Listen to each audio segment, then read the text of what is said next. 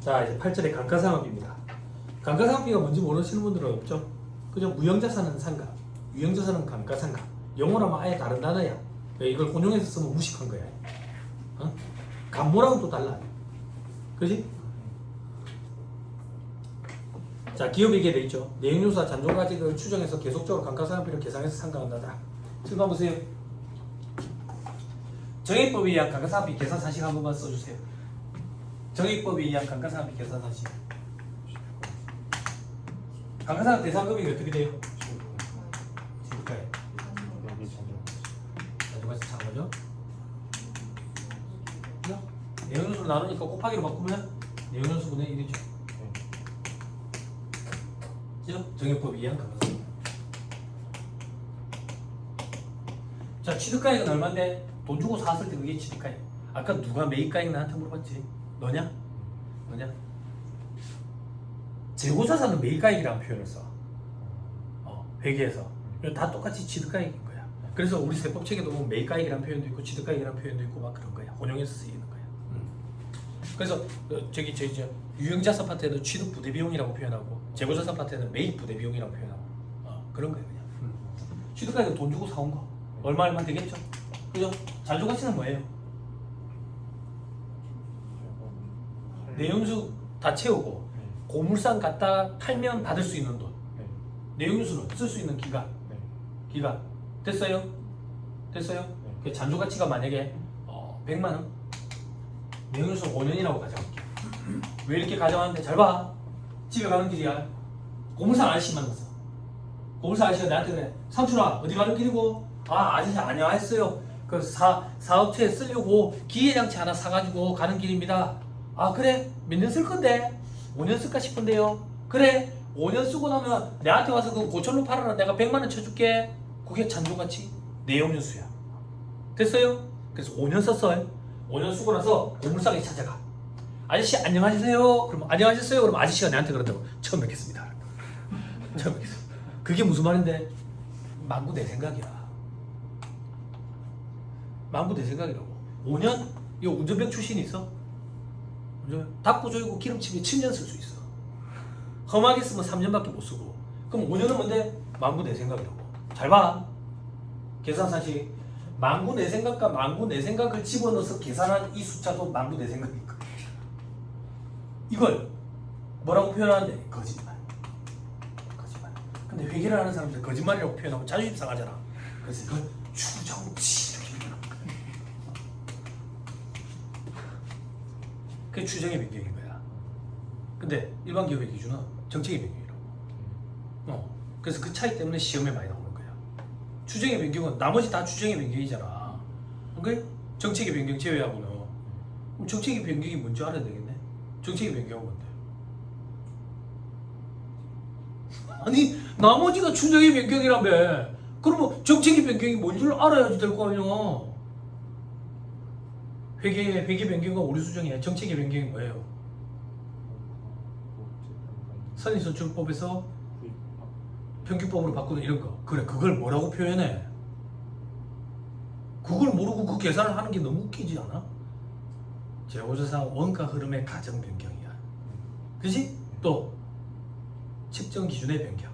원가 모형에서 재평가 모형, 재평가 모형에서 원가 모형, 혹은 투자부동산의 원가 모형에서 공정가치 모형, 공정가치 모형에서 원가 모형.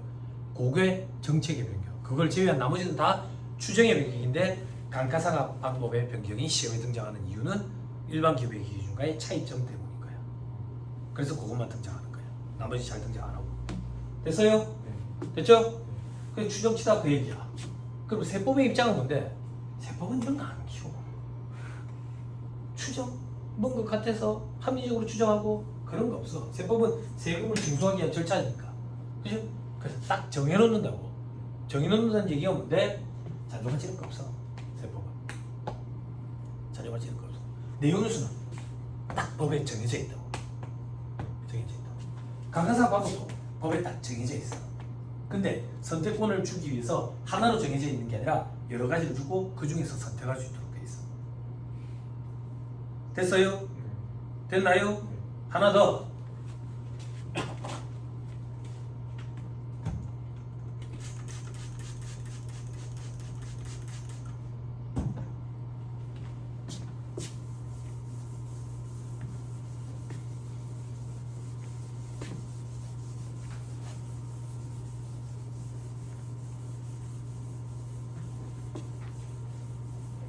7번. 1,000원짜리 기계가치를 하나 샀어요. 잔존가치 없어요. 정해법으로 5년 동안 내용연수 5년 동안 상각하려고 마음먹고 있어요. 그러면 감가상각비 한 해 이시갈 감가상각비 얼마입니까? 얼마예요? 얼마? 200원. 됐죠? X 1년도 초에 샀어요.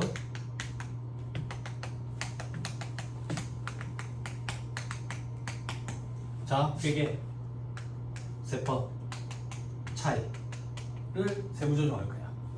회계 처리 감가상각비 200원, 200원, 200원, 200원, 200원. 세법은 한도랑 비교해야 되거든. 한도는 어떻게 계산하는데 저렇게 계산해요. 그럼 얼마인데? 200원, 200원, 200원, 200원, 200원. 우린 지금 세법하고 있다고. 세법 차이가 없네. 그렇지? 근데 앞에서 그런 얘기 했었다. 감가상각은 결산조정 사항이다. 결산조정 사항은 뭘 얘기하는 거였는데 회사가 계산한 손실 또는 비용과 세법상 송금을 비교하지. 그랬을 때 요런 거야. 요런 경우에 세무조정이 없는 거. 이게 결산조정 사항이 된다. 그래서 손익기속 시기를 임의로 조절할 수 있겠지. 극단적으로 가정할게. 어떻게 가정하는데 회사가 안 했어. 계산 안 했다고. 그럼 세무조정 없어. 없어. 그럼 X 1년도부터 X 5년도까지 세법상 송금으로 인정된 금액은 얼마인데? 없어. 이걸 일단 잡아야 돼. 이걸 강의하면 수험생들이 그런다고. 이게 말이 됩니까? 뭐가? 아니 감가상각비 한 해에 200원씩 인식해야지 왜 인식을 안 합니까? 회계 감사받는 회사가 아니야. 임의적으로 자기 회사에서 계산할 수 있다고. 그럼 안 달아도 됩니까? 안 달아도 된다고. 그럼 세법적으로 문제 없습니까? 한도 내니까 문제 없잖아. 됐지? 그러면 여기서 이거 포인트. 어떤 포인트? 이 계산산식. 계산산식이 뭔데? 이 계산산식. 이 계산을 하려면 1,000원이라는 돈이 필요해. 1,000원은 뭔데? 취득가액. 5분의 1이라는 숫자가 필요해. 5가 뭔데? 내용연수. 내용연수가 몇 년인데? 5년이네. 극단적으로 가정할게. 101년, 102년, 103년, 104년, 105년. 100년 쓰고 나서 회사가 101년부터 105년까지 200원씩 감가상각비를 계산했대. 그럼 세법상 한도는 200원이니까 세무조정 없지. 됐지? 그러면 세법상 송금으로 인정받은 거 총 1,000원. 됐어요? 그럼 이 회사는 기계장치 1,000원짜리 사가지고 감가상각을 105년 동안 한 거야. 내용연수는 몇 년에 했어? 5년이지? 내용연수랑 상각하는 기간이랑 아무 상관이 없어. 회계감사를 받는 회사가 아니기 때문에. 됐어요? 그럼 세법에서 내용연수는 어떤 의미가 있는데? 5년 동안 상각을 해야 된다는 의미야? 아니라니까. 그럼 세법에서는 내용연수가 아무 의미가 없겠네요? 아니, 이 5라는 숫자가 있어야 200원이 계산이 돼. 내려봐봐. 이 5라는 숫자가 있어야 200원이라는 숫자가 계산이 돼. 내용연수를 알아야 200원을 계산할 수 있어. 200원은 뭔데? 단기에 합리적으로 인식해야 되는 감가상각비를 얘기하는 게 아니야. 우리 지금 세법이라고. 세법에서 이 200원을 의미하는 것은 한도야. 세법에서 감가상각비는 한도만 넘지 않으면 돼. 그럼 내용연수 5년 동안 상각하라는 얘기냐? 아니, 5년이라는 숫자를 알아야 한도를 계산할 수 있어. 그럼 다시 돌려 얘기하면 세법에서 내용연수는 한도를 계산하기 위해서만 존재하는 거지 그 이상의 의미는 아무것도 없어. 요걸 일단 잡아야 돼. 됐어요? 그러면 이제 수월해지는 거야. 그게 아니면 쉬는 시간마다 와가지고 트집 잡는 거야. 5년 동안 해야 되는 거 아닙니까? 그러면 정태환에게 사는 얘기를 해라. 정태환에게 내가 그럴 거야. 나중에 현업에서 일해보면 아시겠지만 부동산 임대업자들이 건물 같은 거 갖고 있으면 계속 감가상각 안 해요. 처분할 때 양도소득세가 폭탄으로 터질 가능성이 있기 때문에 안 한다고. 만약에 회계감사를 받는 회사면 감사 지적사항이니까 감가상각 무조건 하겠지.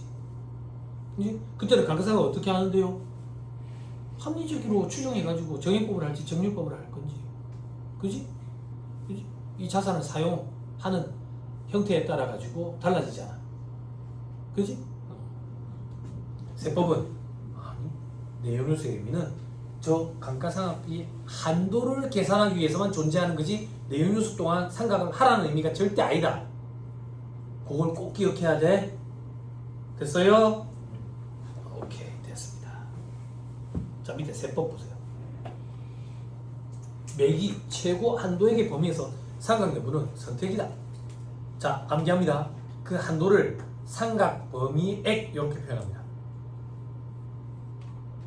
용어 암기해야 돼. 어쩔 수 없어 이거는. 됐죠? 그러니까 상각을 해도 되고 안 해도 되고 조금만 해도 되고. 됐죠? 그래서 임의상각이라서 결산 조정 사항이다. 밑에 특례 돼 있죠? 특례에서 우리 하나 배웠다고. 강제 신고 조정. 동그라미 1번 업무용 승차의 감가상각비. 어떻게 강제 상각하던가요? 5년 정액법 강제 상각. 기억나죠? 네. 기억이 났으면 좋겠어요. 나머지는 아직 안 배워서 몰라요. 자, 자, 밑에 칸. 감가상각 대상 자산. 다음에 감가상각 대상 자산 이렇게 있죠. 유형자산. 동식물 포함해. 당연하지. 여러분도 회계 시간에 생산용 식물 배웠죠? 그죠? 그런 거 얘기하는 거야. 사슴 농장의 사슴. 그죠? 그런 거. 또 뭐라더라? 안 가봤는데 고양이 카페에 고양이? 에이, 이런 거. 고양이 카페 가봤어요? 아, 가봤어? 내 고양이를 데리고 가는 게 아니래. 그 남의 집 고양이를 지켜보면서 커피를 마시는 거야. 그러면 이제 고양이에 탁 뱉어놓는 커튼볼이라 하나 그거? 그것도 이제 푹 당겨가지고 같이 먹고 이러겠지. 아니 죄송해요. 아니 그거는 먹으면 안 돼요.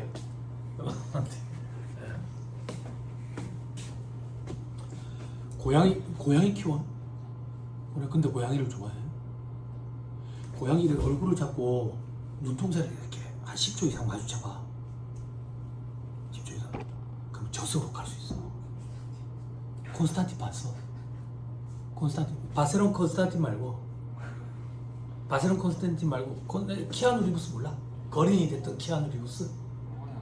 허리가 뒤로 접히는 키아누 리브스. 그 키아누 리브스가 저기 매트릭스에도 들어갔다가 그리고 퇴마도 했다고 막 이러거든. 그렇게 봤어요 영화? 아 봤어. 동시대 살았구만. 그래 다시 돌아가지고 좋은 얘기인가 뭐 하더라고. 또 돌아가지고 그래. 거린이 됐었잖아. 사랑하는 여자가 죽어가지고 이제 진짜.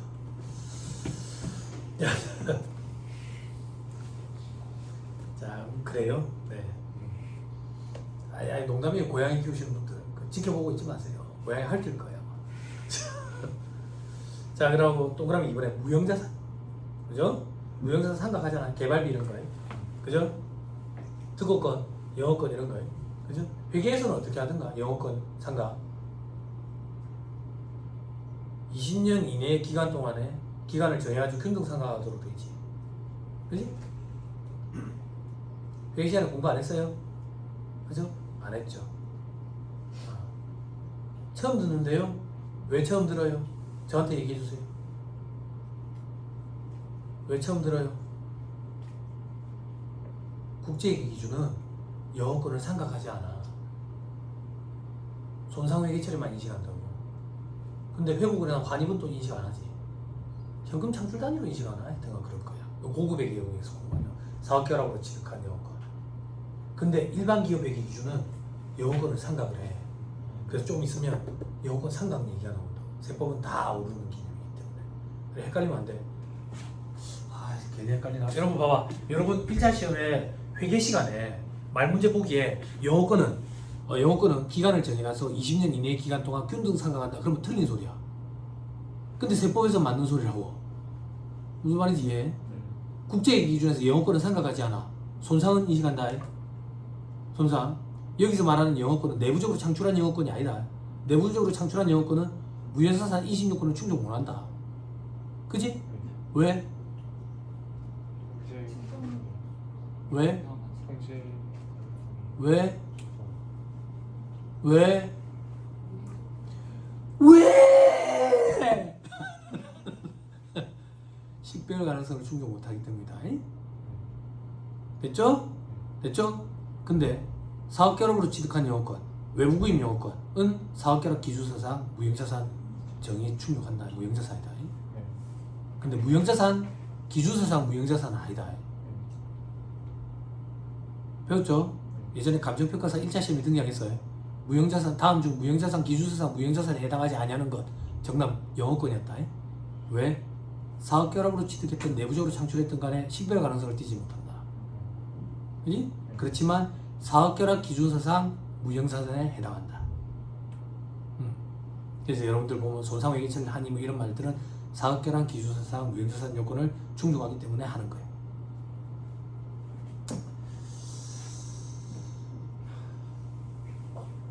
괜찮다. 뭐가 괜찮은데? 부족함을 느끼는 게 부족함을 느끼면 채워가면 돼. 그럼 뭐가 전 세계 최악인데? 이런 얘기를 하는데 웃고 있는 거야. 다 웃는 거야. 왜 웃는데? 바보는 항상 즐겁거든.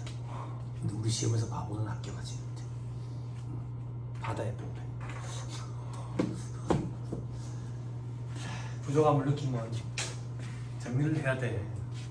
근데 정리도 안 하고 노력도 안 해갖고 떨어지고 나면 내를 찾아가지고 울고불고 그러면서 하는 소리가 요번에 열심히 안 해서 그래요. 내년에 열심히 할게요. 내년에 열심히 하면 너는 죽지. 갑자기 사람이 바뀌고 죽거든. 후회하지 마시고 그때그때 정리를 하세요. 제가 이 학원에서 돈 받고 여러분들한테 해드릴 수 있는 게 스트레스 주는 걸 했어요. 그죠? 어디 부족한지 자꾸 체크해 주는 거예요. 정리하세요. 자, 권한은 계속 읽을게요. 개발비, 특허권, 영어권, 합병 분할로 인해서 합병분 등이 개상한 영어권은 제외했던 이렇게 돼 있는데 신경 쓰지 말고요. 등 법령으로 열거된 것과 그 밖에 법령으로 열거된 무형자산, 유사한 무형자산, 계정 이렇게 돼 있죠. 그죠? 신경 쓰지 마. 우리 시험에서 크게 중요하지 않아. 됐어요? 됐죠? 자, 밑에 상각 대상 자산에 포함하는 것도 있죠. 그죠? 장기할부 조건의 외입, 감가상각 자산, 자산가액 전액을 자산 계상하고 사업에 사용하면 대상 자산에 해당한다. 됐죠? 이게 무슨 말인데? 우리 장기하고 매 거래 뭐 할 때 공부했지? 응? 자산 부채 평가. 장기 할부 매 거래. 그거 가지고 뭐 했냐 우리가? 회계랑 차익처럼 같잖아. 현재 가치 평가. 페이지 빨리 펴보세요. 뭐라고? 124. 또 확인시켜줘야 되겠네요. 조교 선생님 또 20분밖에 오셨난다. 봐봐, 조교 선생님 여기 현관펜으로 색칠을 해놨다. 그치? 조교 선생님 잘 때 내가 안 칠했는데 조교 선생님 칠해놨다. 이거 색깔 두 가지로 해놨다. 이분이 왜 두 가지로 해놨어? 세법의 원칙은 뭐예요? 원가 평가 원칙, 명목가의 평가 원칙이다. 그런데 기업의 기준으로 수용을 해서 현재가치 평가 계상하면 인정이 된다. 그렇지만 세법은 거래를 네 가지로 구분해서 두 가지는 인정이 되고 두 가지는 인정이 안 된다. 인정되는 두 가지는 뭔데? 장기할부, 매, 사고 팔고 다. 또 채권의 제주죠. 인정 안 되는 거는 채무의 제주죠. 또 장기금전 대차거래. 다시 장기할부, 매 그래. 현재가치 평가 계상하면 인정되죠. 밑에 세부사항 봐봐. 그러면 현재가치 평가 하면 인정, 평가 안 해도 인정. 그치? 건물을 300원으로 계상해도 인정, 240원으로 계상해도 인정. 그 밑에 240원, 300원 맞지? 아니야, 숫자 달라. 맞잖아. 그럼 봐봐, 둘 다 세법에서 인정된다는 얘기지. 그러면 300원으로 계상하는 회사는 300원을 가지고 감가상각에 해야겠네. 240원으로 계산하는 회사는 240원을 가지고 감가상각에 해가겠네? 다시 돌아오세요. 그게 이 얘기야. 그래서 300원으로 잡으면 300원으로 감가상각하면 되고 그게 감가상각 대상 금액이고 240원으로 계산했으면 240원이 감가상각 대상 금액이다 그 얘기야. 됐나요? 됐지요? 자, 그 밑에 금융리스 자산은 리스 이용자의 상각자산, 운용리스 자산은 리스 회사의 상각자산. 칠판. 쓸거 빨리 쓰고.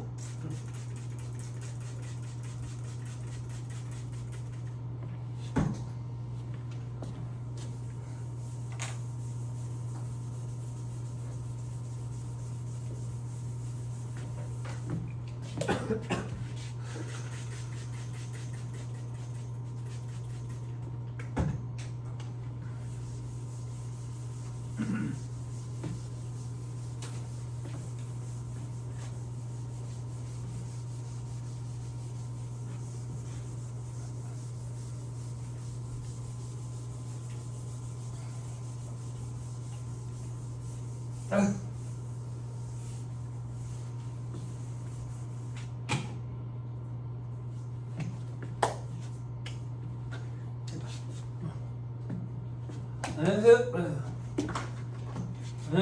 일단 기억나죠? 응?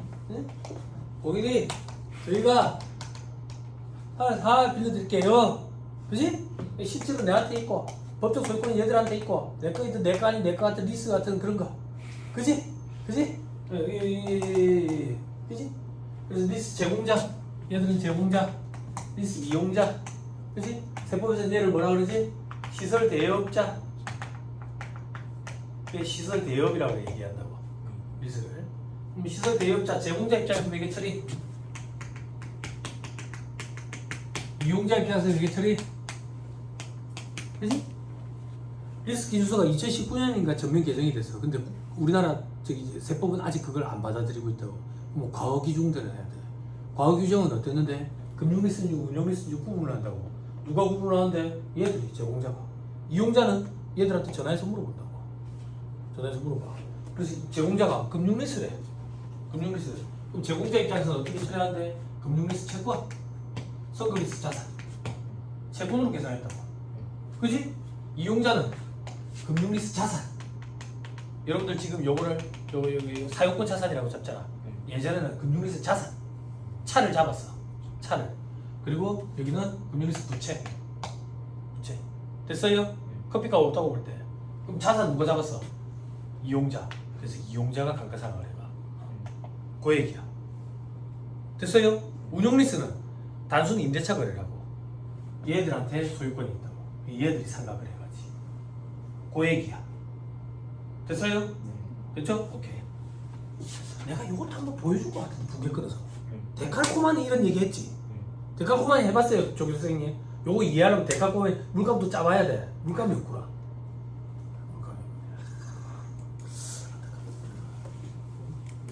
요즘 애들 물감 잘 안 써. 뭐 쓰는데? 이거 터치펜을 써.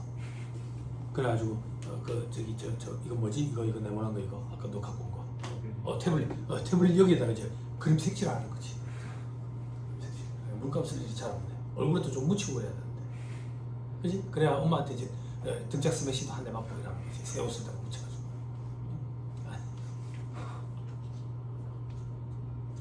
예전엔 그랬어.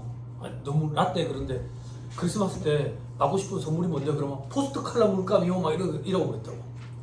돈 주세요, 언니. 돈 주세요. 포스트 칼라 물감 비쌌다고. 네, 그렇대요. 네. 자, 다음 페이지. 상각 대상 자산에 포함하지 않는 것 돼 있죠. 그죠? 사업에 사용하지 않는 거. 동우야, 유형자산의 정의가 뭐냐? 그래. 사용 안 하면 감가상 대상도 아니야. 됐지? 그죠? 근데 괄호안해봐봐. 취득 후에 사용하고 있지 않고 창고에 보관하고 있대. 삼각해야 돼. 혹은 사용 중 철거해서 사용하고 있지 않는, 뭐라고 얘기하노 지금? 취득 후에 사용하지 않고 보관만 하고 있대. 그지? 삼각 대상이 아니야. 그래서 여러분들 회계 시험 문제 보면 언제 취득했는데 사업에 사용한 건 언제부터 다 돼 있지? 무형자산에.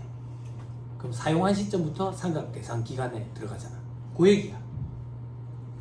됐죠? 근데 옆에 화살표. 사용 중에 일시적인 조업 중단에 따른 유유 설비는 삼각 대상 자산이다. 그지? 일시적으로 유유 설비가 존재한대. 그거는 삼각을 해야지. 회계 시간에 공부했죠? 그죠? 그게 어떤 건데? 공사하고 있는데 여름에 장마가 진 거야. 그래 한 며칠 쉬었다고. 그럼 강상 대상 기간에서 빼야 돼? 아니잖아. 집어넣어야 된다고. 조금만 더 엮어드릴까? 차이문과 자본화할 때, 그지? 일시적으로 조업이 중단돼 있어. 그러면 차이문과 자본화 중단 기간에 포함이 돼? 포함이 안 된다고. 포함이 안 된다고. 제일 대표적인 예가 우리나라에 건설하는데 장마 기간인 거야. 그지? 그건 차이문과 자본화 기간에 포함시켜야 되잖아. 중단하면 안 된다고. 왜 포함시키는데? 왜 중단 안 하는데? 그런 생각 해봤어? 우리나라는 장마기한테 일을 못할 거라는 걸 우리가 다 이미 다 예측 가능해. 예측 가능했기 때문이야. 그래서 포함시키는 거야. 무슨 말인지 이해했어요? 근데 세무사 시험에서는 크게 걱정 안 해도 되는 게 그 자본화 중단 기간과 관련돼 가지고 응용 문제는 회계사 시험에 많이 등장했어. 중단 기간이 끼면 어려워. 여러분 뭐 2차 시험 준비할 때 재무회계 연습 체계도 분명히 있긴 할 건데 세무사 시험에서는 아직 그렇게까지는 고가서 안 됐어. 됐죠? 그리고 밑에 건설 중인 자산, 토지, 소와 골동품 이런 거는 감정상 대상 자산이 아니다. 그죠? 근데 여러분들 회계 시간에 그런 거 공부했죠? 채석자, 매립지 이런 건 상환 대상이 되죠. 그죠? 보부 충당부채 계산한 만큼. 그죠? 근데 우리 세법에서는 일단 대상이 아니다라고 보는 거예요. 그죠? 자, 밑에 주 보세요. 개발비, 사용수익 기부자산, 주파수 이용권, 공항시설관리권, 항만시설관리권, 기타 이런 유사 무형자산. 기본서에는 이렇게 안 돼 있고 서머리에는 하나로 다 정리가 돼 있어요. 뭐가 정리되어 있는데 기본서에는 삼각 방법 이런 것들은 따로 떨어져 있는데 한 표에 지금 요약해놨어요. 이 책의 저자가 보기 편하게. 개발비가 뭔데? 상업적인 생산 또는 사용 전에 재료, 장치, 제품, 공정, 시스템 또는 용역을 창출하거나 현재 개선하기 위한 계획 또는 설계를 위해서 연구 결과 또는 관련 지식을 적용하는 데 발생하는 비용으로서 다 필요 없다. 기업에게 기준에 따른 개발비 요건을 갖춘 거. 그러면 끝이다. 여러분들 이미 다 공부했죠? 그죠? 칠판.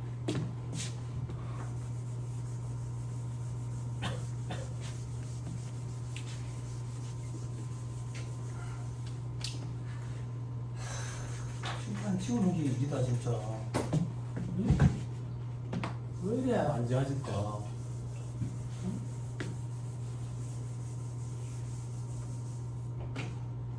재미회계잖아. 그래서 힘들어 하시니까 추억도 없는 재미회계. 옛날에 공부했던 거. 칠판. 무형자산.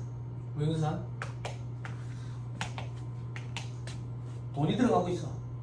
과정 중에. 무슨 과정인데? 프로젝트 지금 하고 있는 거야. 그 우리 동해물과 백두산이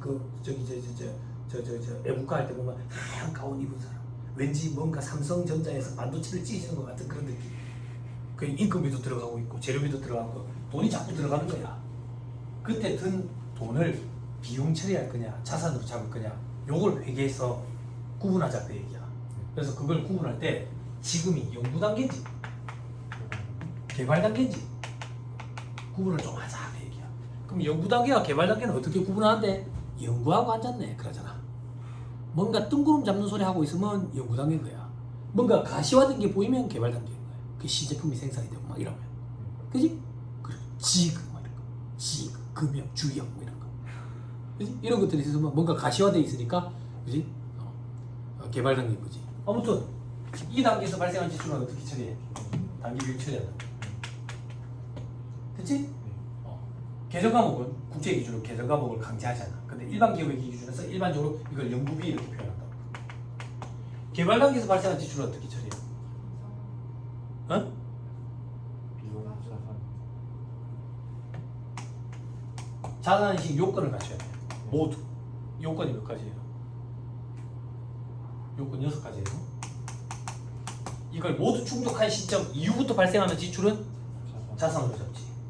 그지? 이때 자산의 계정 과목이 개발비야. 그지? 요거를 못 갖추면 단기 비용 처리해야지. 그지? 일반적으로 일반 기업의 기준에서 경상개발비 이렇게 얘기해요. 국제 기준은 그런 거 없어요. 됐어요? 진짜 짜증나네. 너가 와가지고 지금 연구 단계인지 개발 단계인지 너가 구분해. 나는 구분 못 하겠다. 구분이 모호하대. 그럼 어떻게 해? 기준서에 뭐라고 돼 있어? 구분이 모호하면 지금 모두 연구 단계에서 발생한 지출로 본다. 단기 비용 처리한다는 얘기지. 그지? 수험생들이 어느 정도까지 공부하는지 얘기해 줄게요. 제가 여기 세무사반 강의한 지 첫 해에 23살짜리 부산대 출신 23살짜리인가 24살짜리인가가 학교했거든. 학교 후배였어. 학교 후배. 그때 얘기했잖아. 살이 너무 많이 빠져가지고 궁지 살이 다 빠져가지고 바지가 돌아갔더라고. 여자애가. 걔거든 얘가. 세무사 2차 시험에 재무에게 약수령 문제가 등장 안 한 지 몇십 년이 됐다고. 그래서 세무사 2차 시험의 회계에는 약수령이 이제 등장하지 않는다라고 얘기했었어. 그런데 몇십 년 만에 그해 2차 시험에 약수령이 등장한 거야. 그 전까지 약수령은 전부 다 회계사 영역에서 등장했다고. 그래서 간단한 예를 들면 여러분들 충남부채 파트 있죠? 그죠? 수선비. 법에 따라 가지고 수선을 해야 돼. 혹은 회사의 임의 규정에 따라서 수선을 해야 돼. 그 수선비는 충당부채로 계산을 해야 돼. 수선원가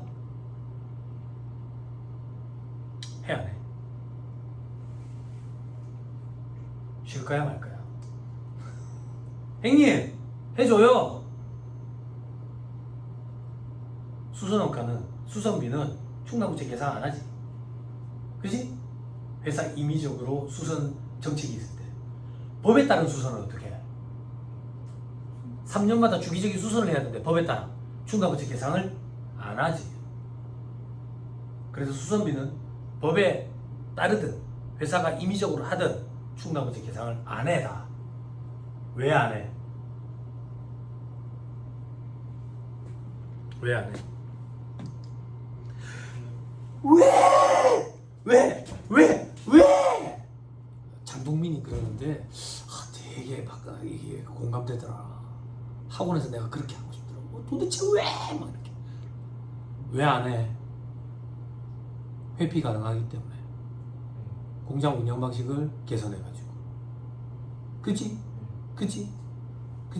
세무사 시험, 2차 시험에는 그거까지 써야 돼. 회피 가능하기 때문에 충당부채로 계산하지 않는다. 근데 세무사 2차 시험에는 약수령이 등장하지 않기 때문에 강사들이 암기만 한다고. 충당부채 계산한다 안 한다 암기만. 그런데 약수령이 이제 등장하기 시작한 거야. 요 해의 첫 해. 약수령이 등장했다고. 세무사 2차 시험에. 그때 처음 등장한 문제가 뭔데? 요거 쓰라 했어. 요거. 근데 제 기억에 요걸 준비해가는 수험생이 거의 없었어. 거의 없었다고. 근데 제가 이거 강의할 때 뭐라고 강의했냐면 농을 섞어서 했어. 근데 여러분 현업에서 이거 6가지 충족했는지 여부 판단하기가 참 힘듭니다. 왜 힘든데? 상업적 실현 가능성, 그리고 이 프로젝트를 끝까지 끝내겠다라는 목적, 의도, 능력, 이게 요건에 들어가 있거든. 그래서 제가 농으로 그랬다고. 의도한 능력을 어떻게 보여줍니까? 응? 내가 이거 뭐 뼈를 묻겠습니다. 다 거짓말인데. 의도한 능력을 보여줄 수 있는 방법이 뭐가 있겠어요 도대체. 실질적으로는 이 요건을 갖췄는지 여부 판단하는 게 아마 쉽지 않을 거예요. 그게 벌써 10년도 더 된 얘기네. 이 농담으로 했던 얘기를 얘가 기억한 거예요. 그 시험장에 갔는데 이거 2개 써가지고 합격했어. 다른 수험생들은 못 썼나요? 못 썼다고. 왜 못 썼는데 이걸 물어보는지도 캐치를 못한 거야. 문제를 읽고 무슨 말이지? 뭘 얘기하는 거지? 근데 얘는 이걸 물어보는 거구나 라고 캐치를 한 거야. 그 정도만 해도 수준이 굉장히 높은 거예요. 그래서 지금 아마 애 놓고 사는 것 같아. 이제는 약수령이 등장해요. 세무사 시험에. 그때 이후로 지금 한 2, 3년 됐다.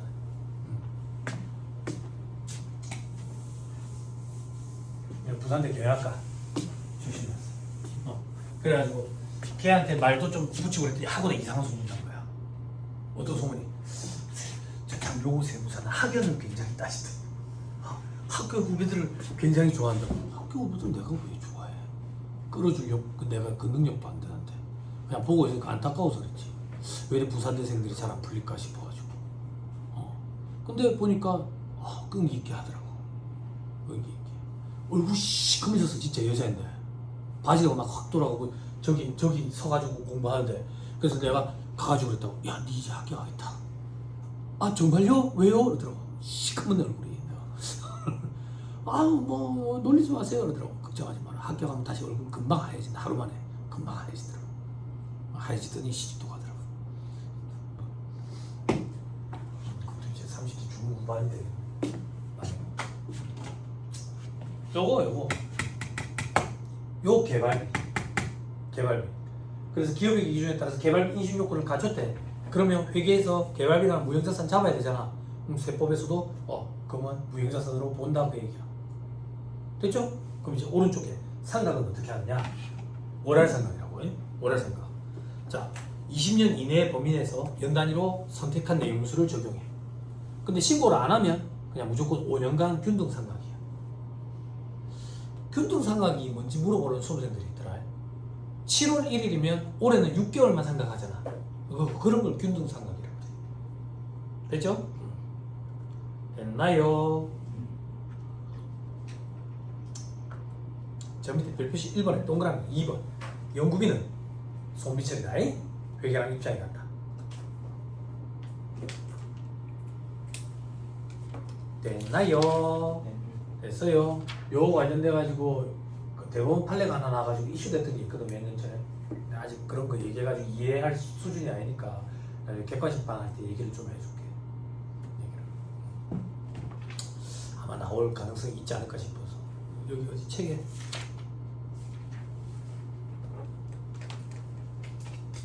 없다. 나중에 객관심판 할 때 얘기를 좀 해줄게. 밑에 별표시 1번에 동그라미 1번에 있네. 너무 축약시켜놨네. 기업의 기준에 따른 개발비 요건을 충족한 경우에는 감가상각 대상이 되는 개발비에 해당하며 이를 즉시 비용 계산한 경우에는 직시상각 의지로 보아 시분 계산한다 되겠죠. 뭔 소리인지 모르겠지만 체크만 해놔요. 과거에는 이제 연구단계인지 개발단계인지 구분이 모호한 경우에 그냥 연구비로 처리해가지고 단기 비용 처리한 경우가 많았어. 근데 대법원 판례가 나왔는데 자산이식 요건을 충족했는데 개발비로 계상했어야지. 그래가지고 회사가 개발비로 계상 안 하고 비용 처리한 걸 전했다 부인한 사례가 한번 등장한 거야. 그게 되게 이슈였어. 그래서 2차 시험에서도 뭐 일론제로 등장할 가능성이 있다 막 이랬었거든. 근데 그것도 벌써 몇 년이 흘렀는데 뭐 2017년이다 야. 몇 년이 흘렀는 데가 아니네. 10년 가까이 돼가네. 자, 즉시상각 의제를 강의하고 나면 이게 무슨 말인지 이해가 될 거예요. 좀 기다려야 돼요. 자, 위로 올라갑니다. 자, 그 다음 두 번째 칸에 사용수익 기부자산 가액 돼 있죠. 그죠?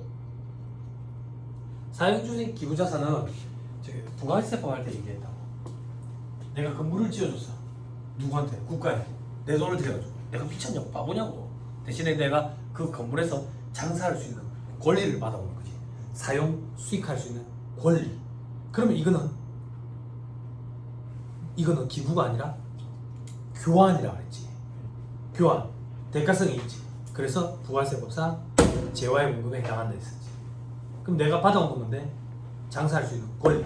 그 권리를 사용수익 기부자산이라고 표현한다. 됐나요? 요거는 어떻게 생각할 거냐 이거야. 사용수익할 수 있는 기간이 정해져 있을 거라고. 그 기간에 걸쳐가지고 생각을 할 거야. 됐나요? 됐죠? 근데 오른쪽에 의의 자산의 장부가액. 요게 포인트다. 시가가 아니라 장부가액이다. 됐나요? 이건 무슨 말인데? 봐봐. 내가 사용수익 기부 자산을 받아와. 장부에 달아야 될 거 아니야? 나는 뭘 줬는데? 건물을 줬지. 그지? 건물이 100원이야. 100원. 그럼 이 자산도 100원이다 그 얘기야. 이 자산을 120원 잡으면 처음 이익이 생겨버리잖아. 말이 안 된다고 이상하다고. 그지? 그래서 이 건물, 준 건물의 자산은 장부가액으로 잡는다. 요게 그 얘기야. 됐나요? 왜? 처분 손익을 인식하지 않기 위해서. 이렇게 생각하면 돼. 자, 그 밑에 주파수 이용권, 공항시설 관리권, 항만시설 관리권 이런 것도 기간에 따라 가지고 균등액을 상각한다. 이런 건 뭔데요? 나도 잘 몰라. 근데 느낌은 오지. 주파수 이용권 이건 뭔데요? 난 잘 모르지만 뭐 5G에 뭐 뭐 주파수 어디 이 영역대를 뭐 SK가 갖고 가고 그 다음 영역대를 KT가 갖고 가는데 SK에서 요번에 뭐 사고를 한번 터뜨려 가지고 고객이 많이 이탈되고 저기 신뢰성이 많이 떨어졌으니까 다음번에 5G 다음에는 6G인가? 그거 어떻게 되는 거야? 4G, 5G니까 그 다음에 6G 아니야? 아 몰라? 나 그런 거 잘 모르는데. 그거 잘 모르겠어. 그 라디오의 주파수를 잘 맞추다 보면 외계인이라고 교신하겠지. 아니 그런 거 영역대 그런 게 주파수 이용권 됐죠? 그리고 또 뭐 있어? 공항시설 관리권. 공항에 가면 여러분들 비행기 타봤죠? 비행기 그 비 안 오는 날은 땅바닥으로 걸어가지고 램프버스 타고 사다리 차로 타고 올라갔고 비 오는 날은 이상한 통로로 왔죠? 아니야, 비 오는 날 통로 타는 게 아니야. 이런 걸 브릿지라 하거든.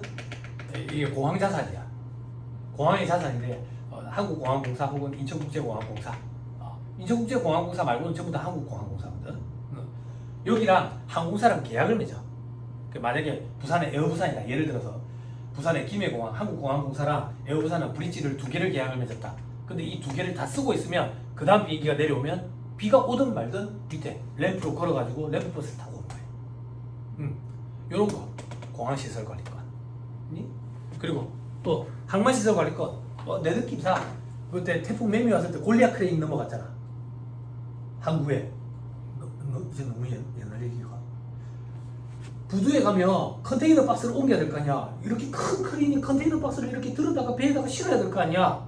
태풍 매미 때 이 크레인이 팍 넘어져 버렸어. 그거 항만공사 소속 자산이거든. 그럼 이제 해운회사들이 계약을 맺을 거 아니야. 그지? 그런 거 항만시설 관리권. 됐죠? 됐죠?